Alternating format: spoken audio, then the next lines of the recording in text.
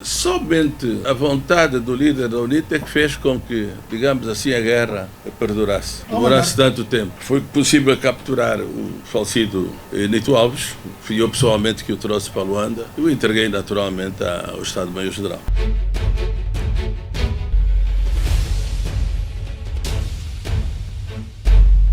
Recentemente, no encontro com a nova geração realizado pelo Movimento dos Estudantes Angolanos, o político e ex-deputado do MPLA, Francisco Higino Lopes Carneiro, disse que o líder da UNITA, Jonas Malheiro Savimbi, foi o responsável pelos conflitos de 1992, que prolongou-se até 2002, por este supostamente não ter aceitado o resultado das eleições. O Dr. Savimbi não aceitou os resultados. E como o governo havia tratado de cumprir os acordos de boa-fé, tinha tratado de desintegrar as FAPLA para a criação das novas Forças Armadas. Digo isso porque eu coordenei a formação das Forças Armadas angolanas. Quando o próprio conflito eclodiu aqui em Luanda, nós só tínhamos 9% das unidades operacionais constituídas. Todo o resto eram serviços e outras unidades de apoio ao Estado-Maior-General. Na altura, Comando Superior das Forças Armadas. A UNITA, afinal, tinha guardado várias unidades na Namíbia e foi com isso que tratou de ocupar muitas localidades onde nunca esteve durante o conflito e pensava com isso facilmente tomaria o poder à custa da força das armas. Somente a vontade do líder da UNITA é que fez com que,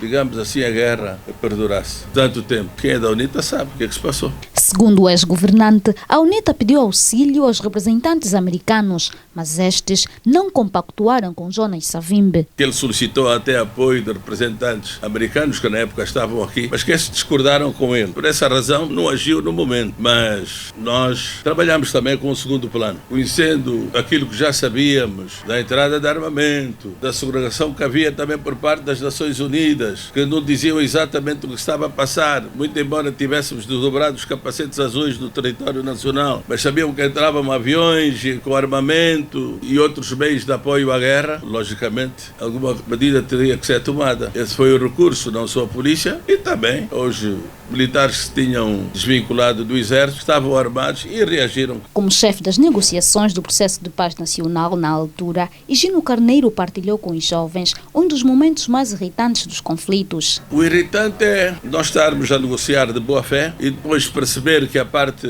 em negociação connosco fazia tábua rasa daquilo que a gente entendia. E o grande sofrimento disso tudo era perceber que quanto mais tempo demorássemos em guerra, mais sofrimento trazíamos para o povo angolano. O político disse também que participou na criação da então UNITA renovada. Nós tratamos de dar corpo a esta iniciativa porque grande parte dos militantes e responsáveis da UNITA, quer os que estavam no Parlamento, ou os que estavam e que ficaram aqui por razões do confronto militar, estavam contra a continuidade da guerra. E era um elemento de pressão para o Dr. Jonas Savimbi. Essa foi a razão que deu lugar a que se criasse essa instituição. Apesar dos conflitos entre as maiores forças políticas, Carneiro considera que Savimbi sempre foi uma pessoa civilizada e não deixou de partilhar as memórias que teve com ele. Ele quis conhecer-me, portanto, eu pedi autorização. O presidente Eduardo Santos autorizou-me, fui vê-lo, conheci-o, foi uma recepção muito cordial. Aliás, ele era assim, na sua forma de tratar, lidar com os visitantes, foi sempre cordial. Savimbi até chegou a descascar maçã para mim. Saíamos daí convencidos de que aquilo que discutíamos